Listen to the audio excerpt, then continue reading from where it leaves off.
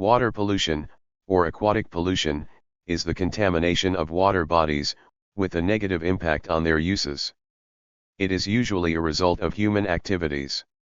Water bodies include lakes, rivers, oceans, aquifers, reservoirs, and groundwater. Water pollution results when contaminants mix with these water bodies. Contaminants can come from one of four main sources. These are sewage discharges, industrial activities, agricultural activities, and urban runoff including storm water. Water pollution may affect either surface water or groundwater. This form of pollution can lead to many problems. One is the degradation of aquatic ecosystems. Another is spreading water-borne diseases when people use polluted water for drinking or irrigation. Water pollution also reduces the ecosystem services such as drinking water provided by the water resource. Sources of water pollution are either point sources or non-point sources. Point sources have one identifiable cause, such as a storm drain, a wastewater treatment plant or an oil spill. Non-point sources are more diffuse. An example is agricultural runoff. Pollution is the result of the cumulative effect over time. Pollution may take many forms. One wood is toxic substances such as oil, metals, plastics, pesticides, persistent organic pollutants, and industrial waste products. Another is stressful conditions such as changes of pH, hypoxia or anoxia, increased temperatures, excessive turbidity, or changes of salinity. The introduction of pathogenic organisms is another. Contaminants may include organic and inorganic substances. A common cause of thermal pollution is the use of water as a coolant by power plants and industrial manufacturers. Control of water pollution requires appropriate infrastructure and management plans as well as legislation. Technology solutions can include improving sanitation, sewage treatment, industrial wastewater treatment, agricultural wastewater treatment, erosion control, sediment control, and control of urban runoff, including stormwater management. A practical definition of water pollution is, water pollution is the addition of substances or energy forms that directly or indirectly alter the nature of the water body in such a manner that negatively affects its legitimate uses. Water is typically referred to as polluted when it is impaired by anthropogenic contaminants. Due to these contaminants, it either no longer supports a certain human use, such as drinking water, or undergoes a marked shift in its ability to support its biotic communities, such as fish. The following compounds can all reach water bodies via raw sewage or even treated sewage discharges. Various chemical compounds found in personal hygiene and cosmetic products. Disinfection byproducts found in chemically disinfected drinking water. Whilst these chemicals can be a pollutant in the water distribution network, they are fairly volatile and therefore not usually found in environmental waters. Hormones, from animal husbandry and residue from human hormonal contraception methods, and synthetic materials such as phthalates that mimic hormones in their action.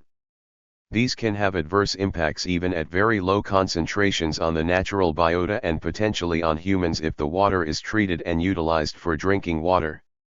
Insecticides and herbicides, often from agricultural runoff. Pathogens like hepatovirus A, HAV may be present in treated wastewater outflows and receiving water bodies but is largely removed during further treatment of drinking water. Inadequately treated wastewater can convey nutrients, pathogens, heterogeneous suspended solids and organic fecal matter. Bacteria, viruses, protozoans, and parasitic worms are examples of pathogens that can be found in wastewater. In practice, indicator organisms are used to investigate pathogenic pollution of water because the detection of pathogenic organisms in water sample is difficult and costly, because of their low concentrations. The indicators, bacterial indicator, of fecal contamination of water samples most commonly used are total coliforms, TC, or fecal coliforms, FC, the latter also referred to as thermotolerant coliforms, such as Escherichia coli. Pathogens can produce waterborne diseases in either human or animal hosts.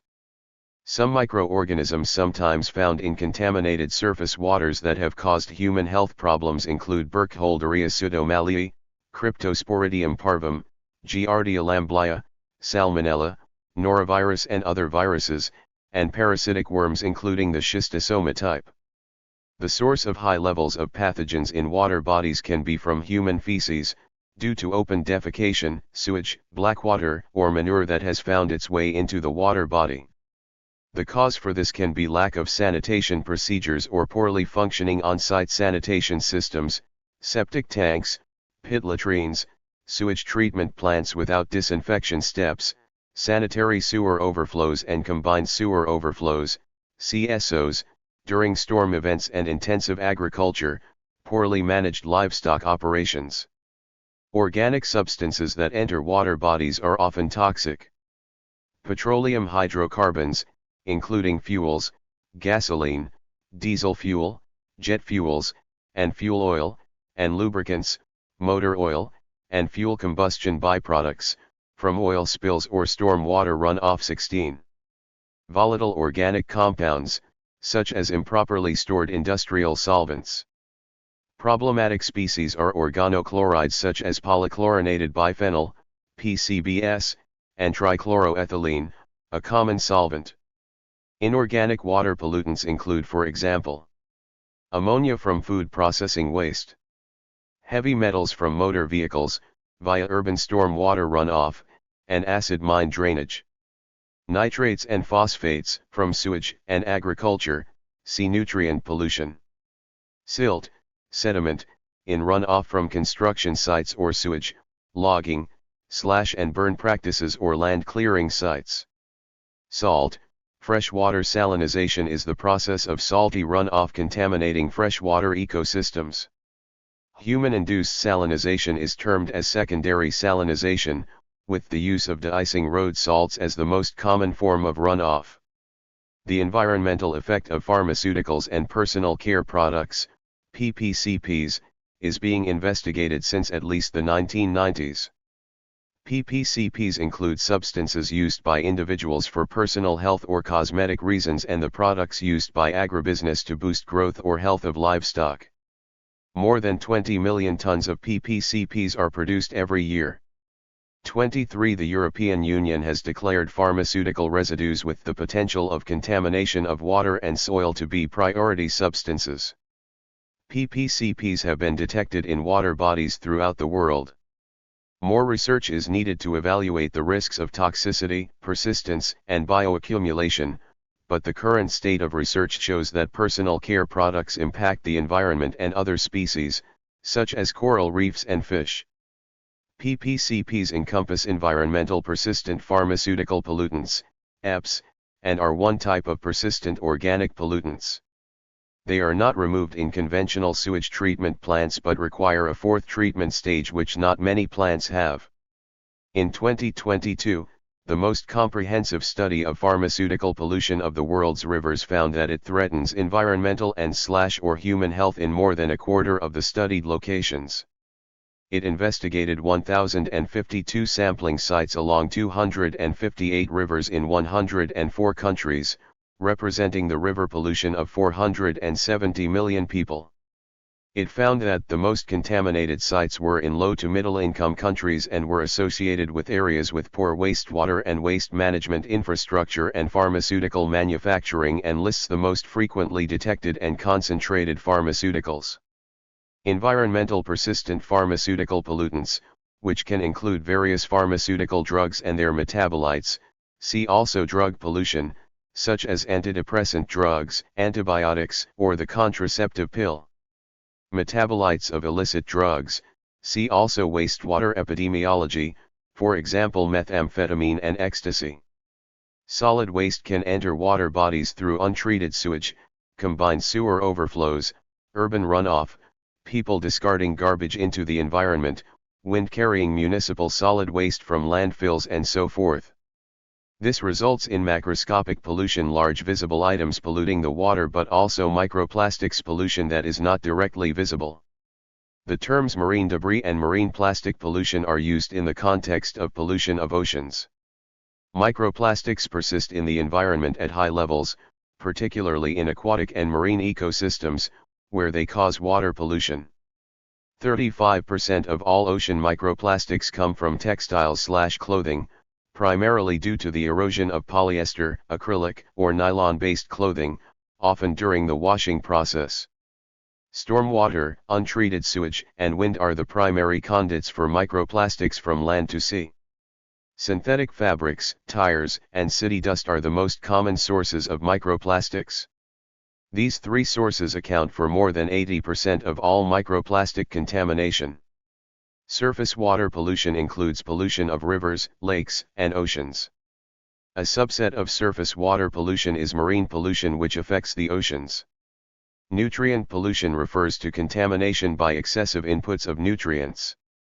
Globally, about 4.5 billion people do not have safely managed sanitation as of 2017, according to an estimate by the Joint Monitoring Program for Water Supply and Sanitation.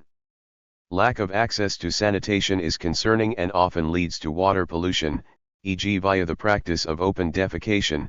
During rain events or floods, the human feces are moved from the ground where they were deposited into surface waters. Simple pit latrines may also get flooded during rain events. As of 2022, Europe and Central Asia account for around 16% of global microplastics discharge into the seas, and although management of plastic waste and its recycling is improving globally, the absolute amount of plastic pollution continues to increase unabated due to the large amount of plastic that is being produced and disposed of. Even if sea plastic pollution were to stop entirely, microplastic contamination of the surface ocean would be projected to continue to increase. Marine pollution occurs when substances used or spread by humans, such as industrial, agricultural, and residential waste, particles, noise, excess carbon dioxide or invasive organisms enter the ocean and cause harmful effects there. The majority of this waste, 80%, comes from land-based activity, although marine transportation significantly contributes as well. It is a combination of chemicals and trash, most of which comes from land sources and is washed or blown into the ocean. This pollution results in damage to the environment, to the health of all organisms, and to economic structures worldwide. Since most inputs come from land, either via the rivers, sewage, or the atmosphere, it means that continental shelves are more vulnerable to pollution. Air pollution is also a contributing factor by carrying off iron, carbonic acid, nitrogen, silicon, sulfur, pesticides, or dust particles into the ocean. The pollution often comes from non-point sources such as agricultural runoff, wind-blown debris, and dust. These non-point sources are largely due to runoff that enters the ocean through rivers, but wind-blown debris and dust can also play a role, as these pollutants can settle into waterways and oceans. Pathways of pollution include direct discharge, land runoff, ship pollution, bilge pollution, atmospheric pollution and, potentially, deep-sea mining. Nutrient pollution caused by surface runoff of soil and fertilizer during a rainstorm. Nutrient pollution, a form of water pollution, refers to contamination by excessive inputs of nutrients. It is a primary cause of eutrophication of surface waters, lakes, rivers, and coastal waters, in which excess nutrients, usually nitrogen or phosphorus, stimulate algal growth. Sources of nutrient pollution include surface runoff from farm fields and pastures, discharges from septic tanks and feedlots, and emissions from combustion. Raw sewage is a large contributor to cultural eutrophication since sewage is high in nutrients. Releasing raw sewage into a large water body is referred to as sewage dumping, and still occurs all over the world. Excess reactive nitrogen compounds in the environment are associated with many large-scale environmental concerns. These include eutrophication of surface waters, harmful algal blooms, hypoxia, acid rain, nitrogen saturation in forests, and climate change. Thermal pollution, sometimes called thermal enrichment, is the degradation of water quality by any process that changes ambient water temperature. Thermal pollution is the rise or drop in the temperature of a natural body of water caused by human influence. Thermal pollution, unlike chemical pollution, results in a change in the physical properties of water. A common cause of thermal pollution is the use of water as a coolant by power plants and industrial manufacturers. Urban runoff stormwater discharge to surface waters from rooftops, roads, and parking lots and reservoirs can also be a source of thermal pollution. Thermal pollution can also be caused by the release of very cold water from the base of reservoirs into warmer rivers. Elevated water temperatures decrease oxygen levels, due to lower levels of dissolved oxygen, as gases are less soluble in warmer liquids, which can kill fish, which may then rot, and alter food chain composition, reduce species biodiversity, and foster invasion by new thermophilic species. The introduction of aquatic invasive organisms is a form of water pollution as well. It causes biological pollution. Groundwater pollution, also called groundwater contamination, occurs when pollutants are released to the ground and make their way into groundwater. This type of water pollution can also occur naturally due to the presence of a minor and unwanted constituent, contaminant, or impurity in the groundwater, in which case it is more likely referred to as contamination rather than pollution. Groundwater pollution can occur from on-site sanitation systems, landfill leachate, effluent from wastewater treatment plants, leaking sewers, petrol filling stations, hydraulic fracturing, fracking, or from over-application of fertilizers in agriculture. Pollution, or contamination, can also occur from naturally occurring contaminants, such as arsenic or fluoride. Using polluted groundwater causes hazards to public health through poisoning or the spread of disease, water-borne diseases. In many areas of the world, groundwater pollution poses a hazard to the well-being of people and ecosystems. 1/4 of the world's population depends on groundwater for drinking, yet concentrated recharging is known to carry short-lived contaminants into carbonate aquifers and jeopardize the purity of those waters. Point source water pollution refers to contaminants that enter a waterway from a single, identifiable source, such as a pipe or ditch. Examples of sources in this category include discharges from a sewage treatment plant, a factory, or a city storm drain. The U.S. Clean Water Act, CWA, defines point source for regulatory enforcement purposes. See United States Regulation of Point Source Water Pollution. The CWA definition of point source was amended in 1987 to include municipal storm sewer systems, as well as industrial storm water, such as from construction sites. Sewage typically consists of 99.9% water and 0.1% solids. Sewage contributes many classes of nutrients that lead to eutrophication. It is a major source of phosphate, for example. Sewage is often contaminated with diverse compounds found in personal hygiene, cosmetics, pharmaceutical drugs, see also drug pollution, and their metabolites. Water pollution due to environmental persistent pharmaceutical pollutants can have wide-ranging consequences. When sewers overflow during storm events, this can lead to water pollution from untreated sewage. Such events are called sanitary sewer overflows or combined sewer overflows. Industrial processes that use water also produce wastewater.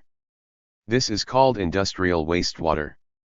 Using the U.S. as an example, the main industrial consumers of water, using over 60% of the total consumption, are power plants, petroleum refineries, iron and steel mills, pulp and paper mills, and food processing industries.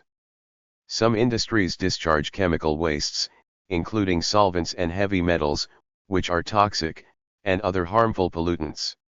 Industrial wastewater could add the following pollutants to receiving water bodies if the wastewater is not treated and managed properly.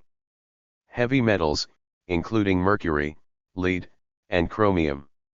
Organic matter and nutrients such as food waste, certain industries, e.g. food processing, slaughterhouse waste, paper fibers, plant material, etc., discharge high concentrations of BOD, ammonia, nitrogen, and oil and grease.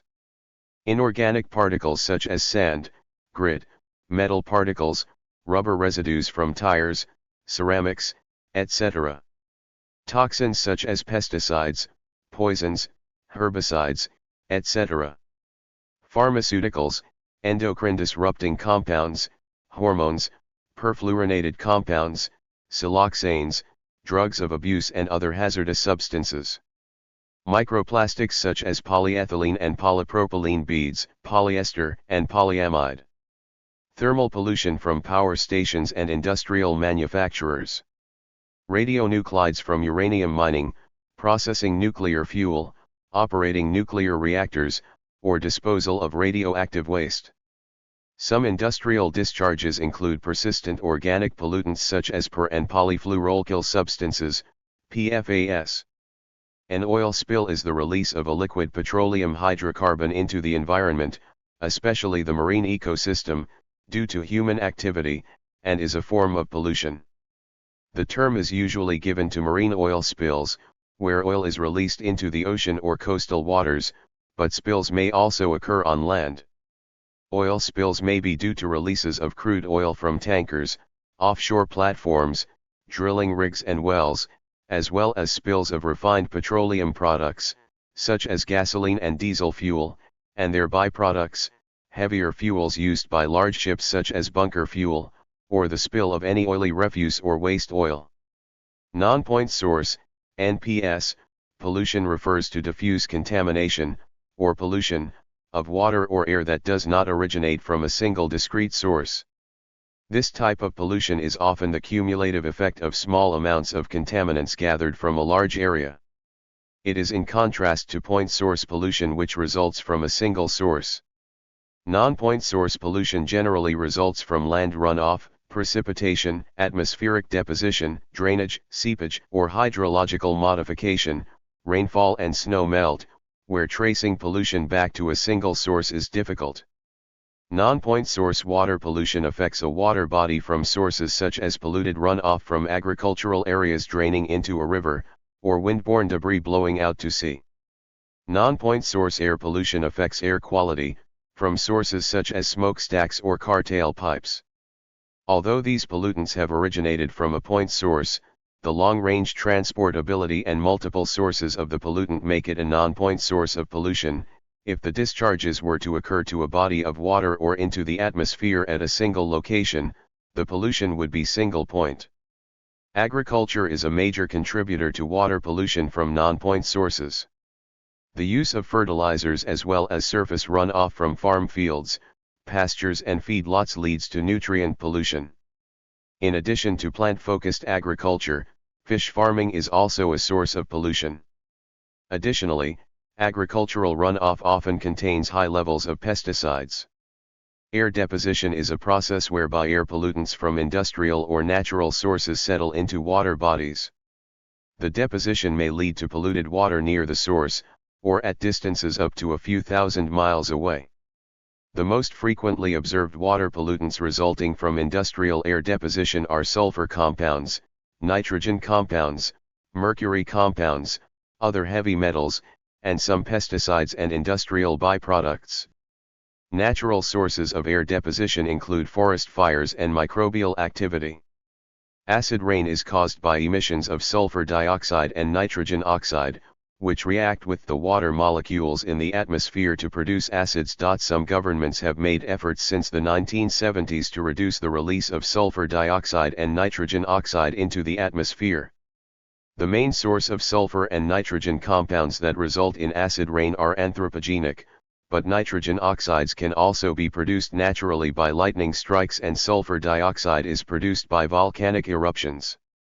Acid rain can have harmful effects on plants, aquatic ecosystems, and infrastructure. Carbon dioxide concentrations in the atmosphere have increased since the 1850s due to anthropogenic influences, emissions of greenhouse gases.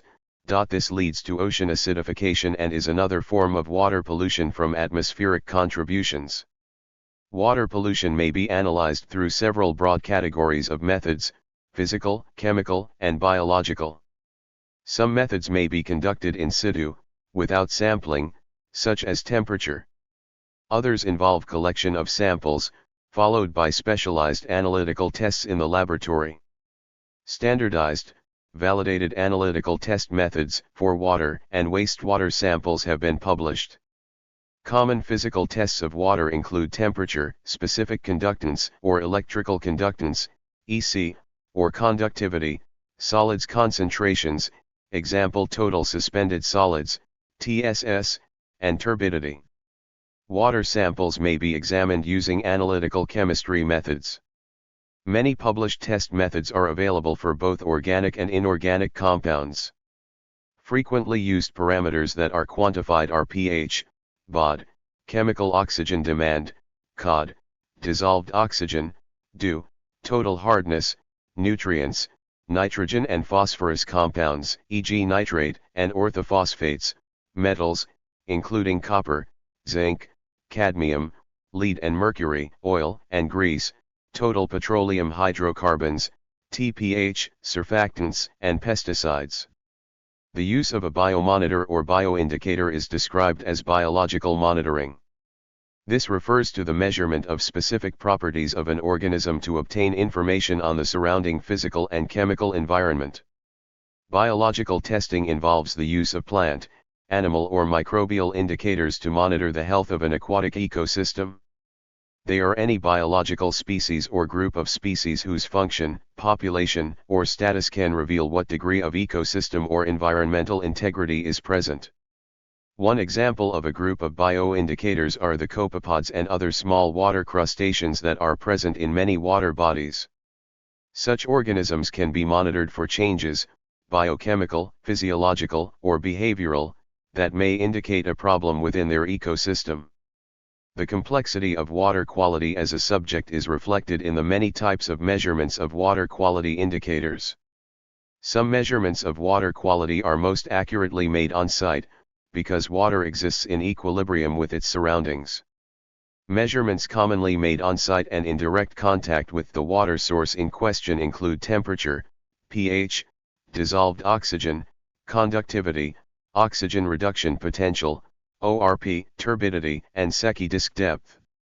Impacts. Water pollution is a major global environmental problem because it can result in the degradation of all aquatic ecosystems, fresh, coastal, and ocean waters. The specific contaminants leading to pollution in water include a wide spectrum of chemicals, pathogens, and physical changes such as elevated temperature.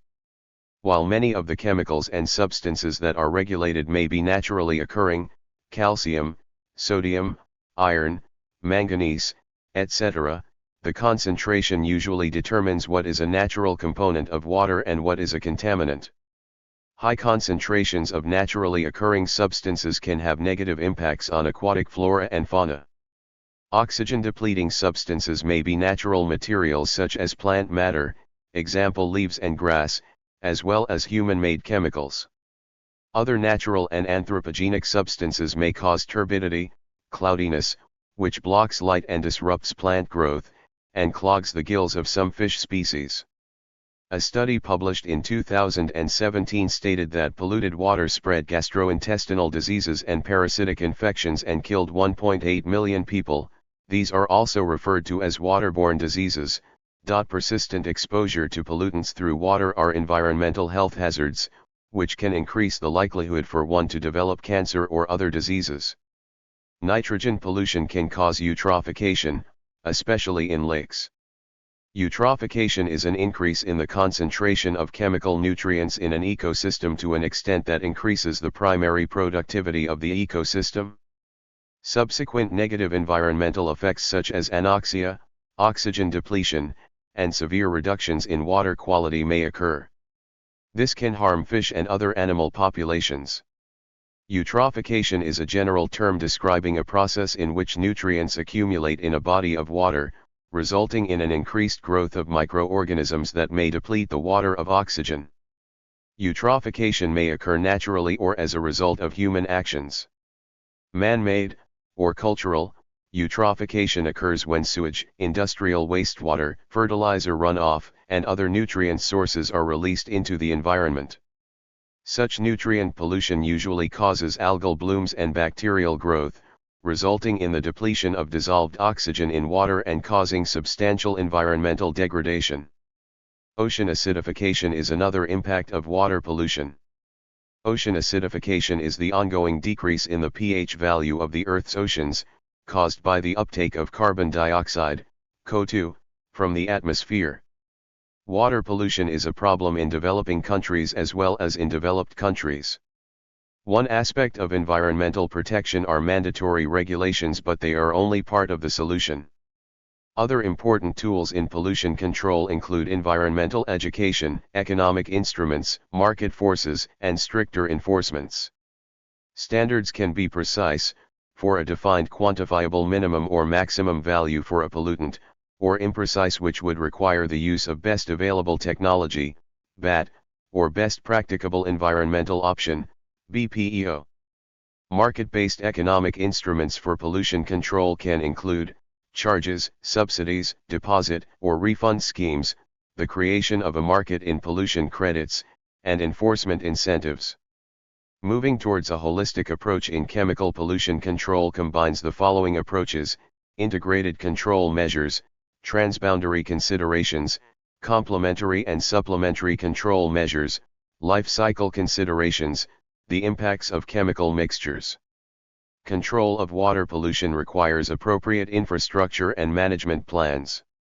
The infrastructure may include wastewater treatment plants, for example sewage treatment plants and industrial wastewater treatment plants. Agricultural wastewater treatment for farms, and erosion control at construction sites can also help prevent water pollution. Effective control of urban runoff includes reducing speed and quantity of flow. Water pollution requires ongoing evaluation and revision of water resource policy at all levels, international down to individual aquifers and wells. Municipal wastewater can be treated by centralized sewage treatment plants, decentralized wastewater systems, nature-based solutions, or in on-site sewage facilities and septic tanks. For example, waste stabilization ponds can be a low-cost treatment option for sewage. UV light, sunlight, can be used to degrade some pollutants in waste stabilization ponds, sewage lagoons. The use of safely managed sanitation services would prevent water pollution caused by lack of access to sanitation. Well-designed and operated systems, i.e., with secondary treatment stages or more advanced tertiary treatment, can remove 90% or more of the pollutant load in sewage. Some plants have additional systems to remove nutrients and pathogens. While such advanced treatment techniques will undoubtedly reduce the discharges of micropollutants, they can also result in large financial costs, as well as environmentally undesirable increases in energy consumption and greenhouse gas emissions. Sewer overflows during storm events can be addressed by timely maintenance and upgrades of the sewerage system. In the U.S., cities with large combined systems have not pursued system-wide separation projects due to the high cost, but have implemented partial separation projects and green infrastructure approaches. In some cases, municipalities have installed additional CSO storage facilities or expanded sewage treatment capacity.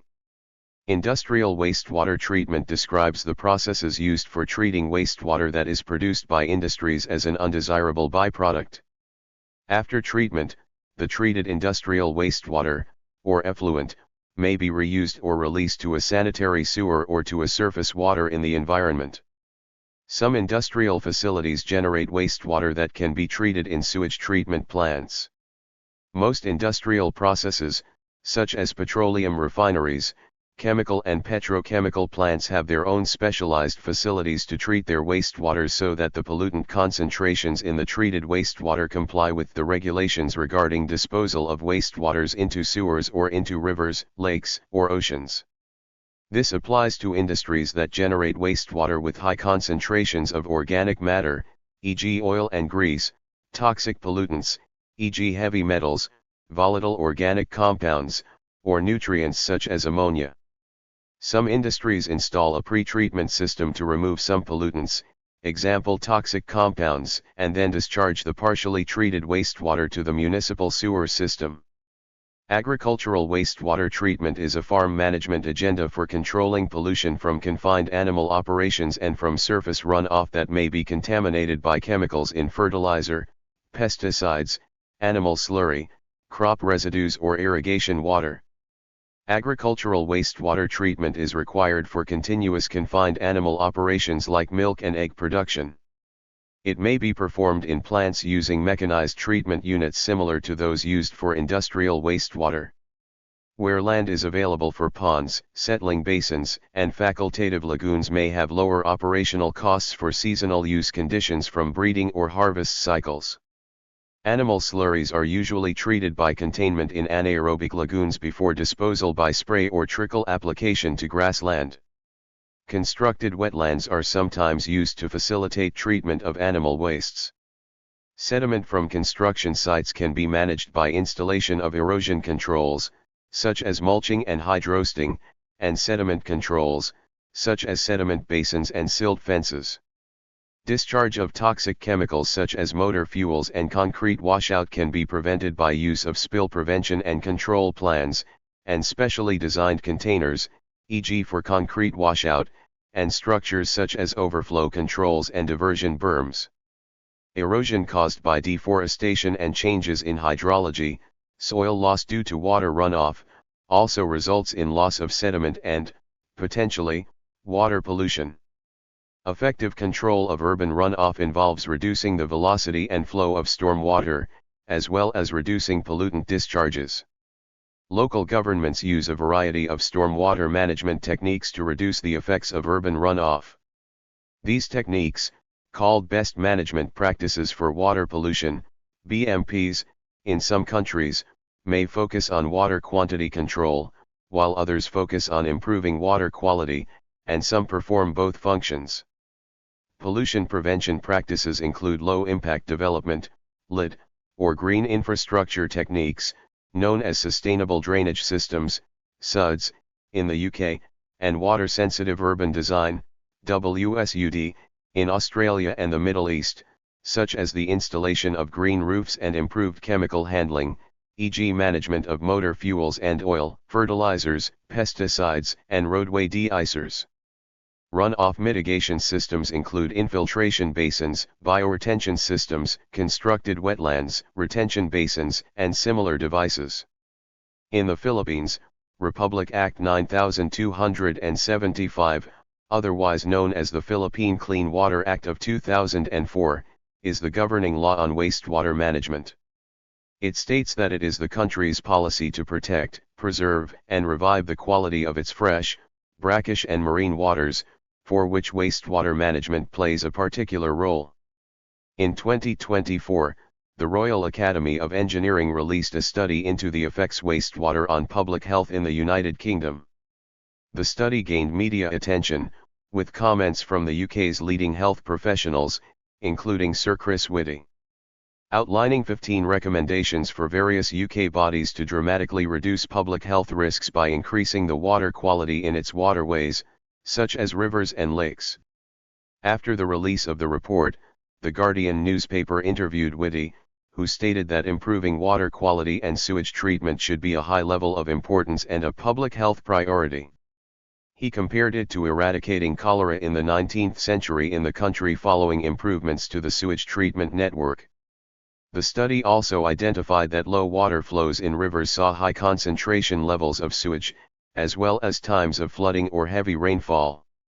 While heavy rainfall had always been associated with sewage overflows into streams and rivers, the British media went as far to warn parents of the dangers of paddling in shallow rivers during warm weather. Whitty's comments came after the study revealed that the UK was experiencing a growth in the number of people that were using coastal and inland waters recreationally. This could be connected to a growing interest in activities such as open water swimming or other water sports. Despite this growth in recreation, poor water quality meant some were becoming unwell during events. Most notably, the 2024 Paris Olympics had to delay numerous swimming-focused events like the triathlon due to high levels of sewage in the River Seine. The Clean Water Act is the primary federal law in the United States governing water pollution in surface waters. The 1972 CWA amendments established a broad regulatory framework for improving water quality. The law defines procedures for pollution control and developing criteria and standards for pollutants in surface water. The law authorizes the Environmental Protection Agency to regulate surface water pollution in the United States, in partnership with state agencies. Prior to 1972, it was legal to discharge wastewater to surface waters without testing for or removing water pollutants. The CWA was amended in 1981 and 1987 to adjust the federal proportion of construction grant funding for local governments, regulate municipal storm sewer discharges, and to later establish the Clean Water State Revolving Fund. The fund provides low-interest loans to improve municipal sewage treatment systems and finance other water quality improvements. Thank you for watching this video.